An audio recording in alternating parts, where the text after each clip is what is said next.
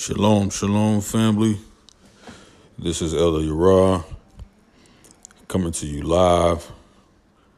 We're going to try to do a little bit of sharing some information here. Just want to bring out a couple of things in regards to talking about the Aryan invasion. The Aryan invasion. And I just want to deal with some things in regards to that. So I want to see exactly what we can actually do here. Let's go and see what we can talk about here. This is just propaganda for dummies. Catch a Lex Vortex and Rock Nation and more of the disinformation campaign. That's all I call it. Really try to confuse people, turn them away from Yahweh, just based on lies they can't substantiate. No evidence, never any sources, nothing you can fact check, nothing you can read. Just a lot of delusional stuff. So I'm going to talk about some different things. First, giving all honor to Yahweh, the one true God and God alone. He is our foundation. Giving all praises to Yahweh. Giving also honor to his son, Yahushua, for his redemptive work on the cross, being an example for us in how to live the Torah to its fullest. And so I'm going to start with here. It's called The Ancient Civilizations and the Aryan Myth. And this is an article coming from the Social Science Collective. This article is written by Prabir Perkasta, published back in April 2013. I believe that it is. And we're just going to go over some things, man. This is socialsciencecollective.org. And we're going to talk about the myth of the Aryan nation and the myth of the Aryan invasion. That's really what we're going to talk about, the myth of the Aryan invasion. It says the belief of Aryan superiority in identifying Aryans with white skin and blue eyes was a strong component of Nazi Germany's racial beliefs. It was intimately connected to the larger racial construction underlying imperialism. A number of scientists used the emerging disciplines of anthropology, linguistics, and biology to justify brutal colonial oppression and even genocide with evolutionary arguments of survival of the fittest. It is not surprising that the RSS, with the admiration of Hitler, should seek to use the superior Aryan race theory for its reconstruction of Indian history. That's important. Let me read that again. It is not surprising that the RSS, with their admiration for Hitler, should seek to use the superior Aryan race theory for its reconstruction of Indian history. And we're going to get into that later, and we're going to get into this Aryan invasion mythos, or this theory, and we're going to see how it actually came about. You're going to be very surprised that you really don't see any evidence of this, no anthropological, no linguistic forensics, no biology to support any of this, no science that supports any of this. It's all theory. It's no fact. So when you hear people like Lex Vortex talk about the Aryan invasion, it's all myth. It's all myth. It's a theory. Again, the Aryan race theory for its reconstruction of Indian history began with Hitler in Nazi Germany. And we're going to get into that even more, right? So in this exercise, it is helped by a set of academics, largely non-resident Indian engineers turned historians, who attempt to use a little history and science with very large dosage of magical thinking to substantiate the RSS view of history. These are the revisionists, historians, who believe that India is being denied its rightful place in world history due to machinations of establishment Western historians. So before we examine the RSS view of history, it is important to understand the terms of the debate. In any serious scholarship today, nobody talks about Aryans in the racial sense. Let me repeat that. It is important to understand the terms of the debate. In any serious scholarship today, nobody talks about Aryans in the racial sense. It is now referred to as Indo-European language group, with the understanding that the Indo-European languages have a common origin. It's important to understand this, people. Shout out to Yahweh War Machine. Shout out to Israel.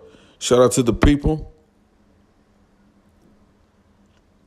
Listen, the common origin of Indo-European language does not mean that one group of people, quote unquote, the Aryans, speaking this language spread physically all over the Europe and South Asia. All it signifies is that their language spread, probably by conquest and repeated migrations, with the people thus conquered adopting the language of the victors. This does not necessitate large-scale demographic changes along with the conquest, nor does it mean large-scale invasion by Aryans in the past of all lands today speaking the Indo-European languages. The Aryan race theory fell into disrepute as the racial stereotypes constructed in the 19th, early 20th century were found to have little validity with advances in knowledge. In other words, there's no evidence to support the Aryan race theory. It's simply based on racial stereotypes, the Aryan race theory, and there's no evidence to support it. Let me continue reading. It is now clear that genetic differences between races are small compared to genetic variations within any population group, and that skin color correlates poorly to any such genetic difference. Particularly damning for racism is the discovery that Homo sapiens, or modern human beings, evolved first in Africa only about 200,000 years back, leaving Africa for Middle East and Europe only 50,000 to 70,000 years back. Genetic mapping and linguistic studies have been used to examine the diffusion of Homo sapiens across the globe.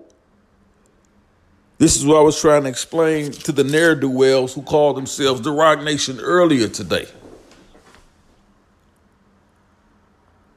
The picture that emerges is one of the fairly late diffusions out of Africa and therefore explains the relatively low genetic variation between races. Which is what I clearly was stating to these brothers earlier today. Let me read that again. It says the picture that emerges is one of the fairly late diffusion out of Africa and therefore explains the relatively low genetic variation between races. The belief in racial myth dies slowly as they are constructed to legitimize existing social and economic relations. It's a racial construct created by men to support racism.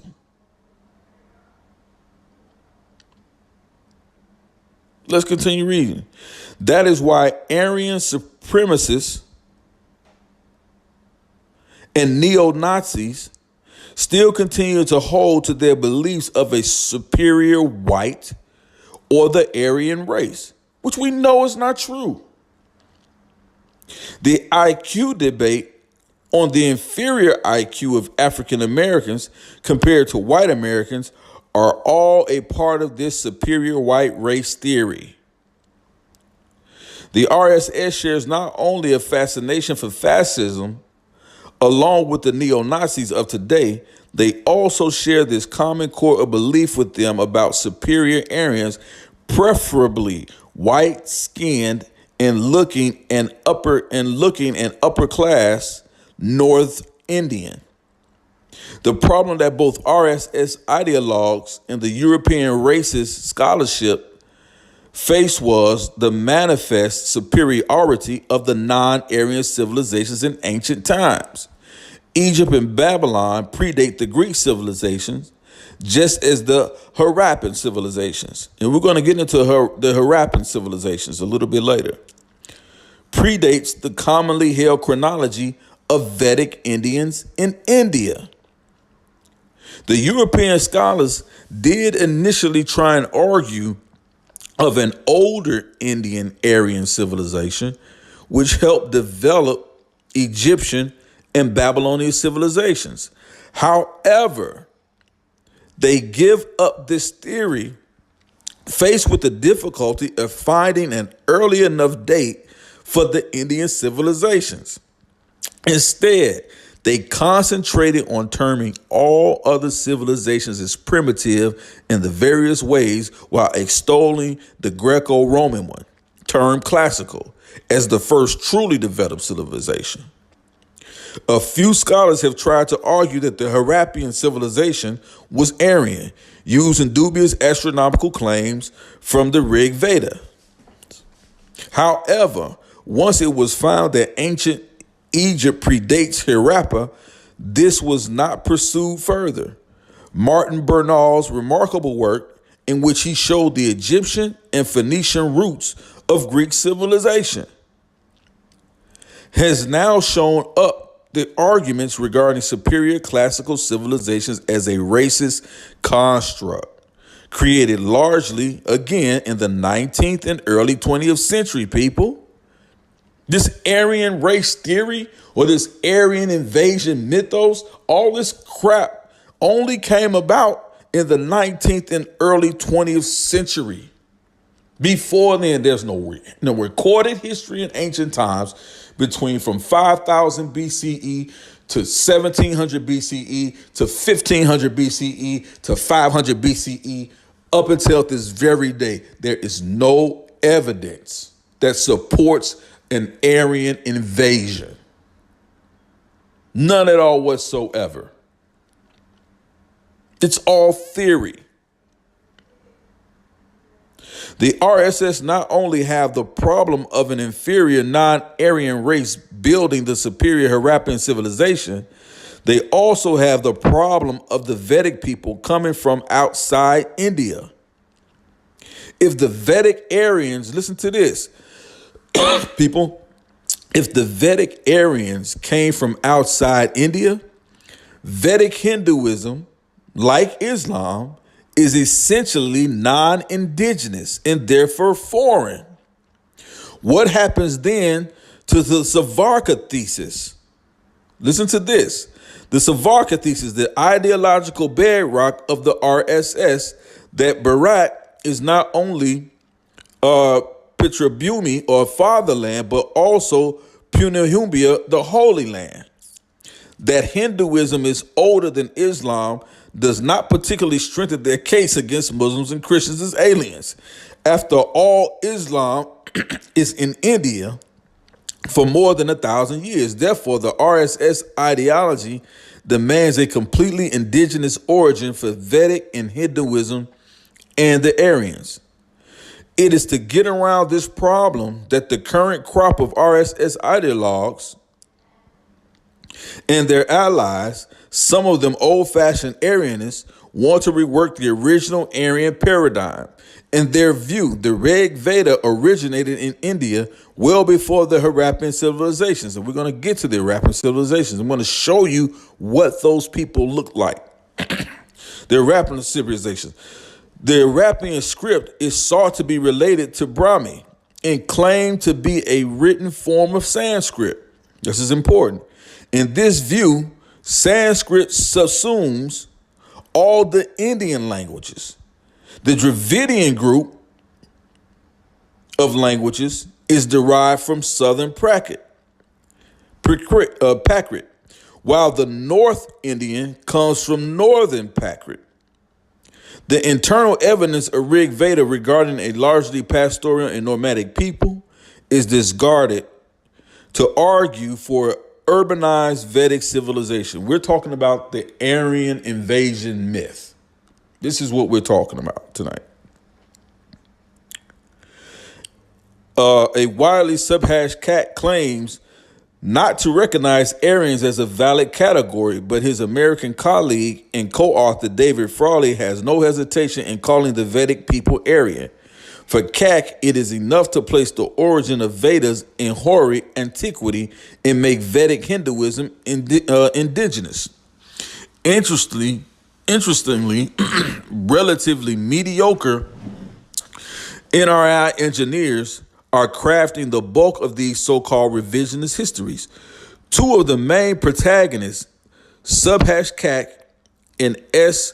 Rajaram, are in obscure computer science departments in the U.S. The other actor is David Frawley, whose claim to historical knowledge stems from a short stint in Varanasi, where he discovered Hinduism. In the quest for antiquity, not only creative exercises and interpretations are being carried out, even outright fraud is being used. Rajaram recently co-authored a book with Jha, The Deciphered Indus Script Methodology, Readings, Interpretation, and claimed to have deciphered the Harappan script as a variant of Brahmi and the Harappan language as late Vedic Sanskrit, while Jha had produced a monograph on this about 5 years back. It made little impact then among scholars as its methodology was too flexible. Using such methods, the Harappan script can be recognized even as Old English. The peculiar twist that Rajaram imparts in his discovery of horse is in one of the Harappan seals, a host of references to horses in the deciphered Harappan inscriptions. Unfortunately for Rajaram, his horse seal was found to be an outright fraud. It was a computer-enhanced image of a cracked seal in which the horse head is allegedly visible in the portion of the seal that was cracked and broken in the original seal.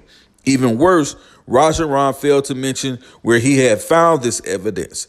It was finally tracked down after a detailed search of various archival materials to a 1937 photograph, which it became clear that the image that Rajan produced in his book was not the same one in the photograph. This led to Rajaram's admission that he had enhanced the image using a computer. He still fails to explain how the computer was able to extract an image from a portion of the seal that is missing in the original. A detailed description of the fraud can be found in the latest edition of Frontline, where two scholars, Michael Witzel and Steve Farmer, give details of the fraud, horseplay in Harappa, the Indus Valley decipherment hoax. Frontline, October 13th. Why was it important for Rajam to discover the horse in Harappa? The horse is obvious in its importance to the Vedic way of life. There are numerous references to it in Vedic literature. Its lack in the Harappan seals and not finding its remains in India before 2000 BC. Therefore, queers the pitch for the Hindofa ideologies, who claim that the Harappan civilization was Aryan. It matters little to serious historians who came from where. If the Indo-Europeans originated from India, it is a matter of revising our current notions of the past. It does not make the Indians either superior or inferior to others. Nobody is arguing that the Asian steppe region, currently held as the origin of the Indo-European speakers, produced a superior race or a superior culture. However, if Aryan superiority is accepted, then the need to claim a glorious Aryan past and also the need to appropriate this for Hinduism. Historians can dialogue differences if they accept a common method, careful sifting of all evidence, archaeological, linguistic, textual, etc., in order to evaluate contesting theories. The RSS dialogues of history have no such criteria. In their bark, only positive evidence counts. Thus, old and discredited astronomical theories of Jacobi regarding the Rig Veda are paraded as new findings by Keck. Uncomfortable facts such as linguistic structures and philological differences between Dravidian and Indo-European groups of languages are not even mentioned. This has very little to do with history. It is prejudice dressed up to masquerade as scholarship. People, this Aryan invasion, it's a hoax. There's no evidence to support it. It's all theory. It's a theory. There's no evidence to suggest it. And so let me get into something else. Let me see if I can go in here and pull up my PowerPoint on this.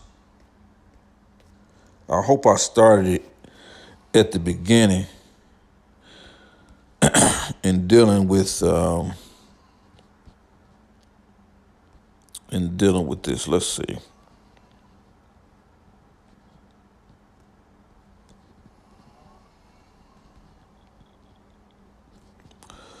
I think I'm going to start a little bit further down in this PowerPoint. Really curious to see. Yes, let's start here. And I hope everyone is able to see what I'm sharing here. The European misappropriation of Sanskrit, the Aryan race theory, in the sources by Rajav Malhotra, and this is taking some excerpts from the Huffington Post, March 21st, 2011. And this is what he says about the European misappropriation of Sanskrit, the Aryan race theory. It is not widely known that the European quest to appropriate the highly prized library of Sanskrit's ancient spiritual texts motivated the construction of the Aryan race identity, one of the ideological roots of Nazism. The Sanskrit word Arya or Arya is an adjective that means noble or pure. It was a word used to describe. For example, the famous Buddhist Four Noble Truths are described as the Four Arya Truths, or Katavadi, Arya Stadia in Sanskrit. Arya does not refer to a race, but a cultural quality venerated in Sanskrit texts. So they keep telling you and keep saying, you listen to Lex Vortex and these guys all day talking about the Aryan invasion, the Aryan this and this. It had nothing to do with race. And on that fact, it's nothing but a theory. There's no evidence to support this. None at all whatsoever. No ancient texts. No Sanskrit writings. Not recorded in any history. In and out these time periods. Going back 5,000 BCE till today. There's no evidence of an Aryan invasion. None at all whatsoever. It says Arya does not refer to a race, but a cultural quality venerated in Sanskrit texts. And so they try to use this understanding of a caste system that we see that occurred as being based on race. And it never was. It never was. And this is what this article is saying, talking about this information is saying, talking about the European misappropriation of Sanskrit, the Aryan race theory. Let's go to the next slide. The Aryan race theory. German nationalism turned this word into a noun when it was only ever used as an adjective in any ancient times to refer to a noble people. But the Germans turned this into a noun, Aryan, and capitalized it to refer to an imagined race of people that were the original Sanskrit speakers who had composed the great text. They made it up, people. They made it up. Just like the Rock Nation. They made it up. I keep telling you, people, y'all listening to these people say all kind of stuff. Vet their information. Don't take my word for anything, please. Go fact check me. Go check the sources.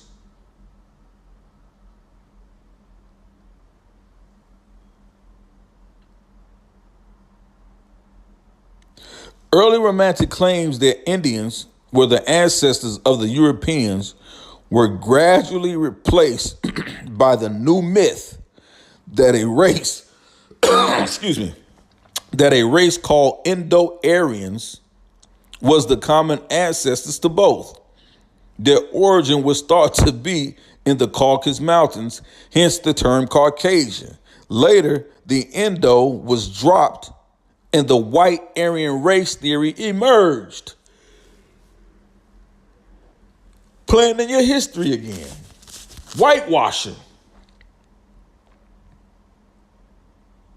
The Aryan race theory, the Aryan invasion, is a myth. It's not substantiated by any evidence. No empirical evidence substantiates this.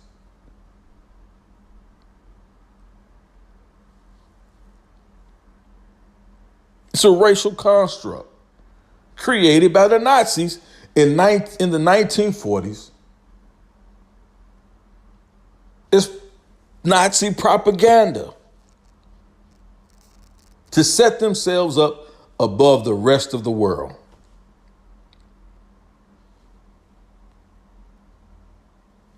Thus, the Europeans' desire to be seen as the inheritors of the Sanskrit civilization. The notion of a European super race was born, with Germany as its highest manifestation. Nothing but a joke, people. It's a lie. How did this come about? We're talking about the Aryan race theory. How did this come about? In the late 1700s, European identity was shaken when scholars discovered, listen to this, when scholars discovered that Sanskrit was closely related to the European language, though much older and more sophisticated. At first, this discovery fed European romantic imagination, in which India was glorified as the perfect past.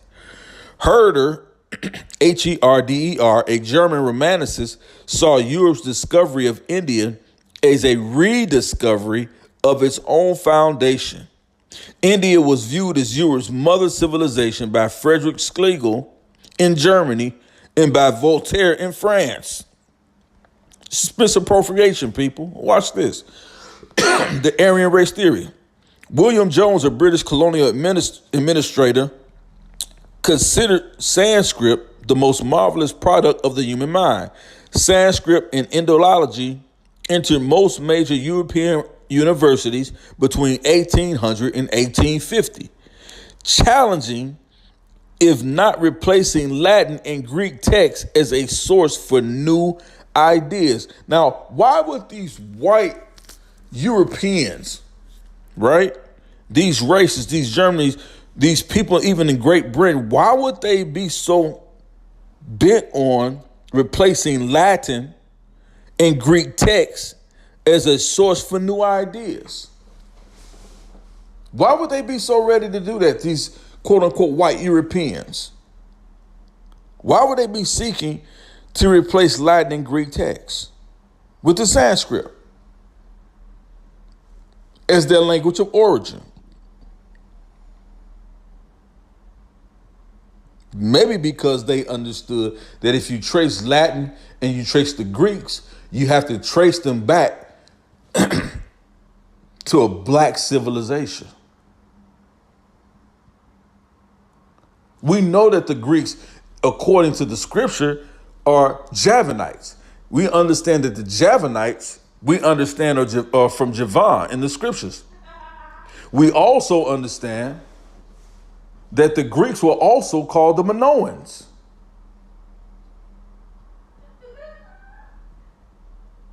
And we also understand that the Minoans were a black civilization of people.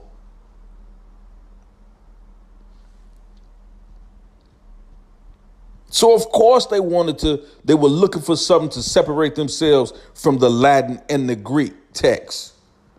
Because if you stick with that and you follow that back to this place of origin, you're going to run right into Africa. You're going to run right into dark-skinned, melanated black people.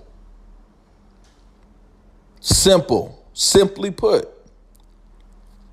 So many new disciplines were shaped by the ensuing intellectual activity, including linguistics, comparative religion, modern philosophy, and sociology. So what they did was they went back, these white supremacists in 1800, 1850, they started teaching this in their European universities. And what they went and they misappropriated the discovery of the Sanskrit.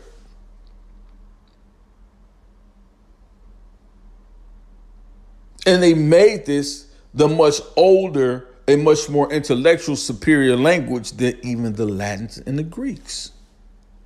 And they tried to make the origin, well, these were only white people. As Lex Vortex tries to say that the Aryans were white invaders. These white Aryan invaders.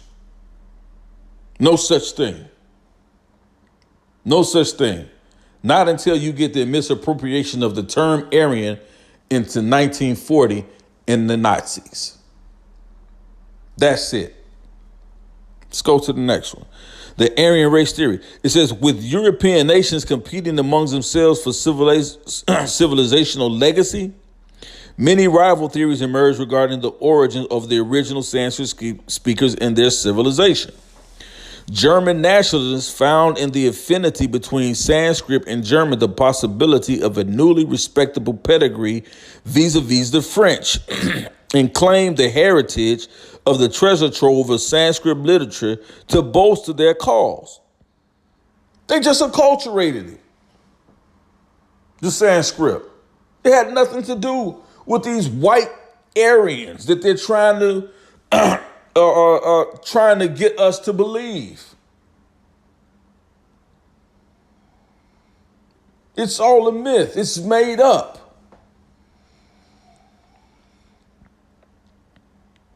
The British interpreted India in Sanskrit in a manner that would strengthen their own role as empire buildings. Here you see the British acculturating it too.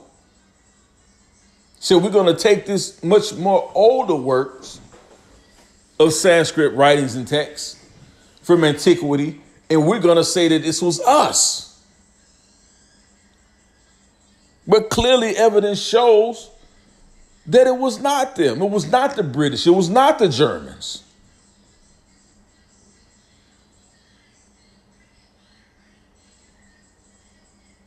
So with India as the jewel in the crown, because Indians were not participants in European forums, there was widespread, listen to this, widespread plagiarism of Indian texts, as well as much distorted interpretations.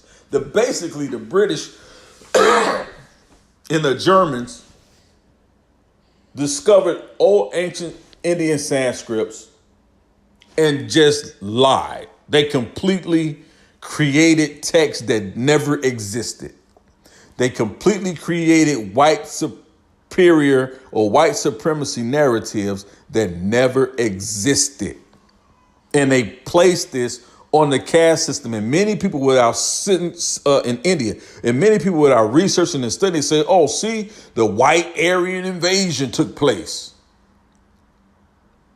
It's when the white people came down out of the mountains, according to Lex Vortex, and they took over the land and they invaded our African people land. They kicked it. Never happened. There's no evidence of it, bruh.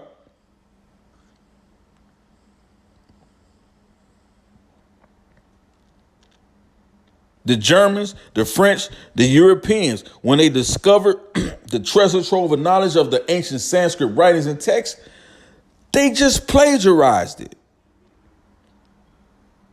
They plagiarized it, distorted it, and created their own interpretations of it. And that's what you're following. This whitewash rhetoric.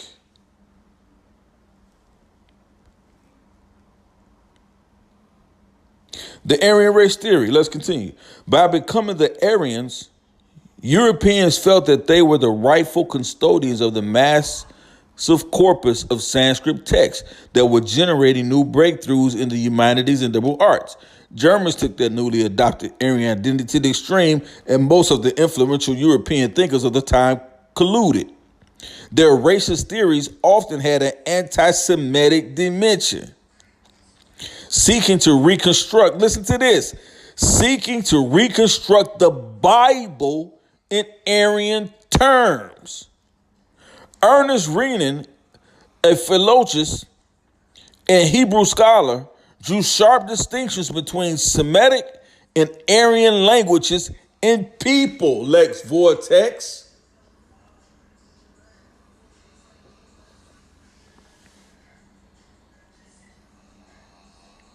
They attempted to reconstruct the Bible in Aryan terms. If the Bible was already written from a point of Aryans, Lex Vortex, why would people be seeking to rewrite it in that manner if it was already that way from an origin? That's because it never was written that way. It never was a white man's Bible. It never was written by white men or Aryans. It never was coded, Lex Vortex. There was never any Aryan code coded in the book. It's the code. It's ridiculous, man. Makes absolutely no sense, bro. The Aryan race theory. Renan proposed this. He proposed that though Aryans began as polytheists, they were later transformed into Christian monotheists, and that Semitic peoples comprised an entirely different yet inferior civilization. Clear distinction here. Adolphe Pickett, a Swiss linguist and ethnographer, was fully committed to the notion of European Aryans who were destined to conquer the world, being blessed with innate beauty and gifts of intelligence. He separated Yeshua from Judaism and turned him into the Aryan Christ. Why would he have to separate him? Why would he have to do that, bro? This is why we get the blue-eyed, blonde-haired Jesus from. It never came from the original Aryans, bro, or the Aryan people. This was done by white supremacists, bro, in the 19th and 20th centuries.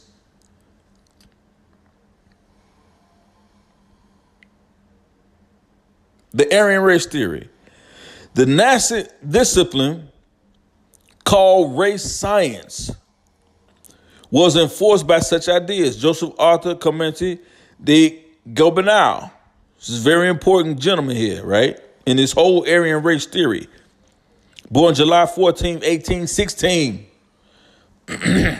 He died October 13, 1882.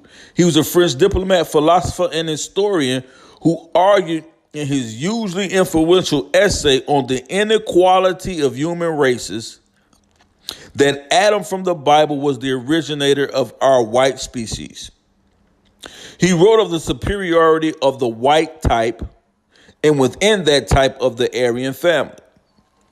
His thesis on India claimed that white Aryans had invaded India and subsequently began to intermarry with the local population. There it is. This is the first time we hear this very well-known white supremacist, Arthur Gobenau. He writes of the superiority of the white type and within that type of the Aryan family.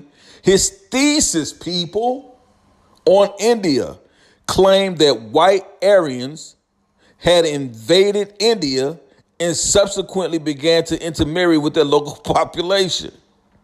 Realizing the danger of intermarriage, the Aryan lawgivers invented the caste system as a means of self-preservation. India was held up as an example of how interbreeding with an inferior race could bring about the decline of a superior one. Hitler's idea of purifying the Aryans was born out of this. It was a racial construct, people, based on this essay written in the 1800s by Arthur Cornet de Gobenau. They made it up, people. They completely made it up.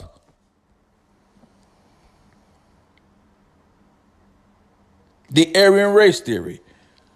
We're going to talk about Joseph Gobenau, the guy that made wrote this essay. We're going to get into that. Gobenau, known to his contemporaries as a novelist and travel writer, is a travel writer. Gobenau was an elitist who, in the immediate aftermath of the revolutions of 1848, when he wrote the 1,400-page book, an essay on inequality of the human races, in which he claimed that aristocrats were superior to commoners. That's your caste system, you see, people. And that they possess more Aryan genetic traits because of less interbreeding with inferior races, Alpines and Mediterraneans. No scientific evidence he used to prove it. This is just him talking off the top of his head.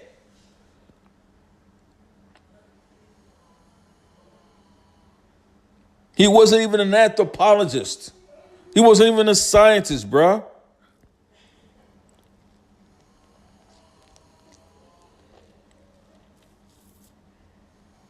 The Aryan race theory. Houston Chamberlain was a British historian whose magnum opus, Foundations of the 19th Century, written in German, also projected Aryan Germans as the most evolved among Aryan races. There's no such thing. He introduced Christian, scientific, and philosophical arguments to lend credibility and explain the benefits that Christianity would drive by supporting German racism. Now, again, these things are being made up. These social constructs are being created. There's no evidence of an Aryan invasion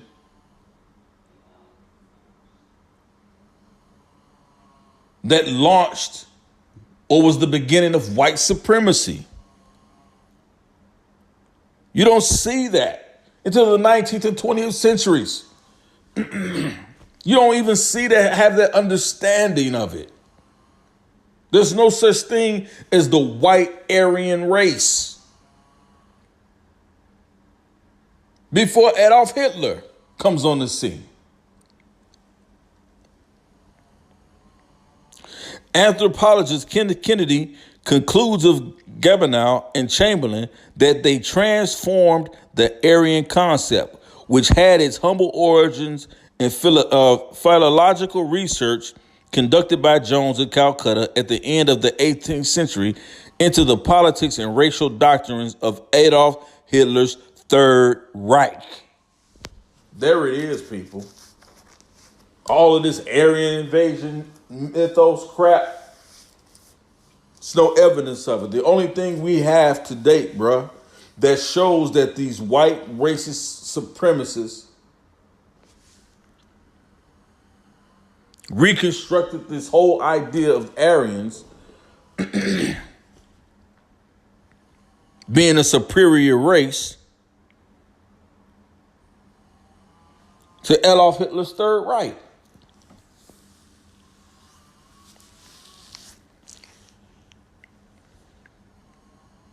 Now, this is a very important image. We talked about the Arapian earlier. And this is the dancing girl, the iconic bronze figurine of Mohenjo-Daro from the National Museum of New Delhi.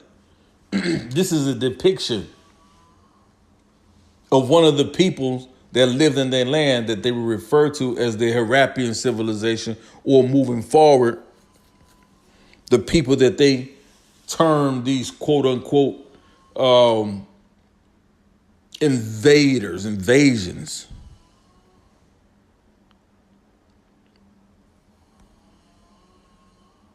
We're going to get to the Abkhasian tribesmen too in the 1800s. We're going to talk about them a little bit. Maybe I get to, but let me go back to this here.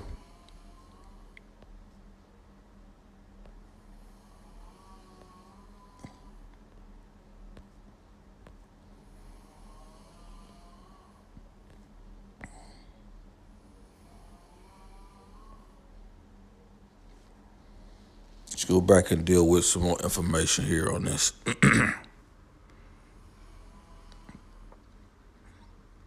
Where do we want to go with here? Right, this is the right one. We want to talk about the ancient Indus civilization.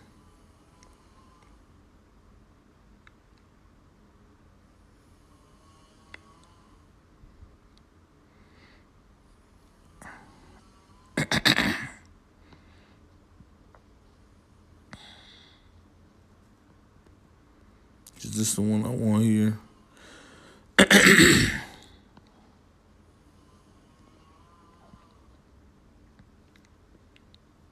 Yeah, this is the one I want right here.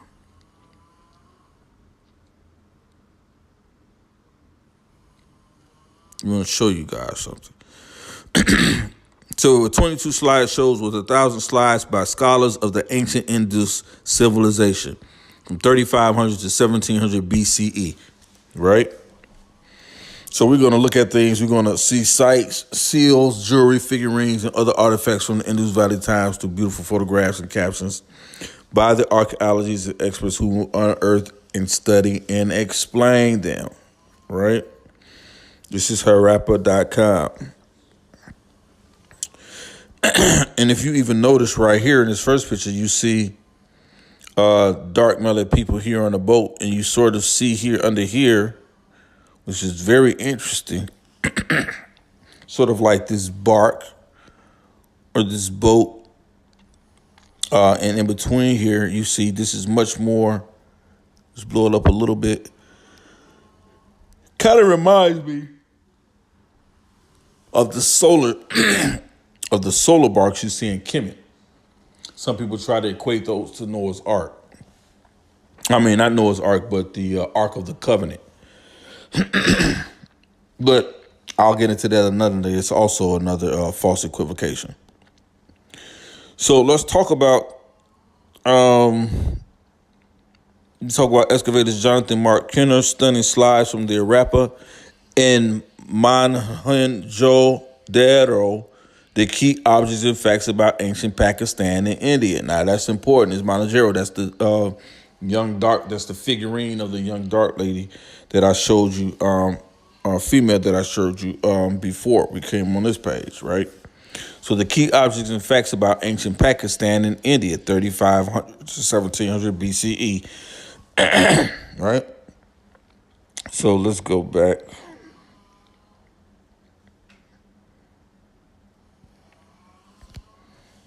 Let's see if we can look at these things.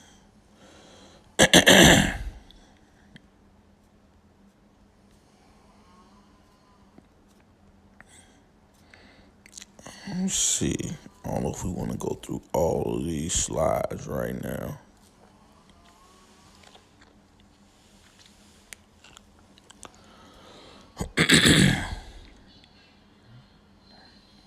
I wanted to show something really interesting too. The scripture, the Bible always talks about unicorns and different things like that. And we say, oh, the Bible is fake because it's all a fairy tale. It never existed, blah, blah, blah, this and that, this and that. But here in the Harappa Valley, we have the unicorn seal in Mohenjo-daro. And you can clearly see that this sort of is like a bull or cow or an oxen or something, or somewhat of a hybrid animal, but it's only depicted with one horn.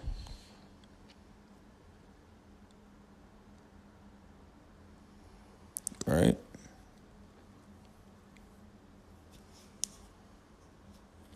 Let me see if I can go down and find some text here. Absolutely. Okay. Look at the priest king of Mohenjo-daro. Let's talk about him. Right? You clearly see that this man has African features, or Africanoid or Negroid features. Look at the big lips, the wide nose. He's the priest king. Very interesting, people. That's the backside of him. You see his hair? He's a priest king.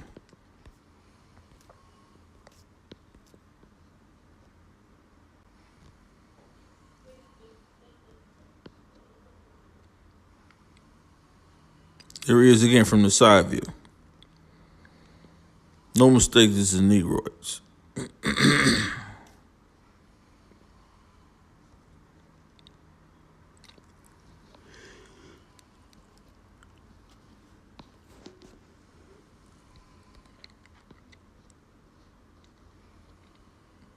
Let's see what else I want to bring out here.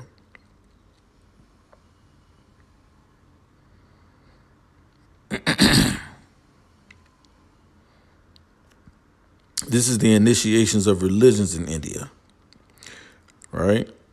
The religious practices of the early Indo-Aryans, known as the Vedic religion, 1500 BCE to 500 BCE, were written down and later redacted into the Samhitas, four canonical collections of hymns of mantras called the Veda in archaic Sanskrit. What I want to get to here. This is what I wanted to get to. It's the Shiva. So the Puranas, or meaning of ancient times, were a genre of important Hindu gained in Buddhist religious texts, with stories of the history of the universe from the creation to destruction, genealogies of kings, heroes, sages, demigods, descriptions of Hindu cosmology, philosophy, geography. Early references to Puranas were found in the Chandogya Upanishad 712-500 BCE. Now, the reason why I really wanted to show this was you can see that even during this time, the time of the excavation that this is found, right, close to 500 BC or whatever, you clearly see still that even they're making their deities with African or Negroid features. Look at it. This is Shiva, one of their deities, their goddesses in the Vedic religion. They're still depicting their gods as an African people.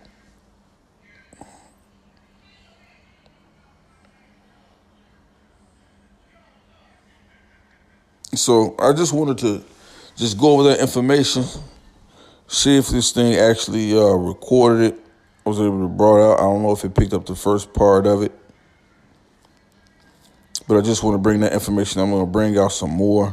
There's just a lot of information here. This is really only experts and stuff that I had prepared for a debate with the Rock Nation, against the Rock Nation, and Naomi, really, so to speak.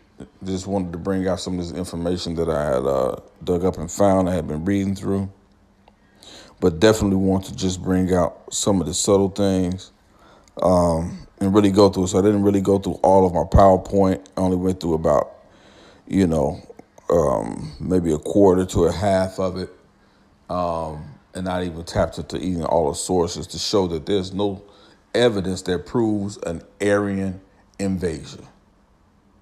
So when you hear Lex Vortex, all these Aryans who are the Hebrews or these Aryans or whatever, they came down and they invaded Canaanite, and you can see this in the Aryan doctrine of religion, you know they're lying.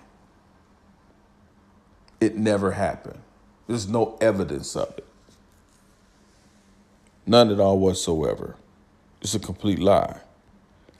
Made up and constructed by white supremacists in the 18th, 19th, 20th century.